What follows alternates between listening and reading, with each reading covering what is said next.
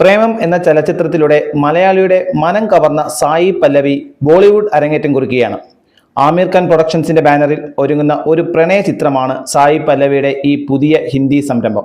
ഏക് ദിൻ എന്ന് പേരിട്ടിരിക്കുന്ന ചിത്രം ആമിർ ഖാൻ പ്രൊഡക്ഷൻസിന്റെ 17 വർഷങ്ങൾക്ക് ശേഷമുള്ള തിരിച്ചുവരവിനും കൂടി നിമിത്തമാവുകയാണ്.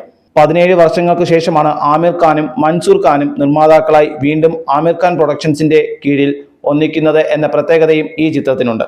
ഏക് ദിൻ എന്ന സിനിമയിൽ ജുനൈദ് ഖാനും സായി പല്ലവിയും ആദ്യമായി ഒന്നിക്കുന്നു. സുനിൽ പാണ്ഡെ സംവിധാനം ചെയ്യുന്ന ചിത്രം ജുനൈദ് ഖാന്റെ മൂന്നാമത്തെ ചിത്രവും സായി പല്ലവിയുടെ ബോളിവുഡ് അരങ്ങേറ്റവുമാണ്. മഹാരാജ്, ലവ് യാപ്പ എന്നീ ചിത്രങ്ങളിലൂടെ ശ്രദ്ധേയനായ നടനാണ് ജുനൈദ്.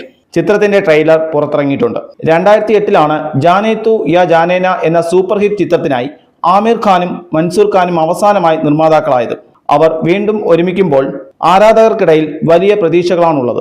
ഏക് ദിന്റെ ടീസർ ജൂൺ 20 റിലീസ് ചെയ്ത ആമിർ ഖാന്റെ സിത്താരെ സമീൻ പർ എന്ന ചിത്രത്തോടൊപ്പം തിയേറ്ററുകളിൽ പ്രദർശിപ്പിക്കുകയുണ്ടായി.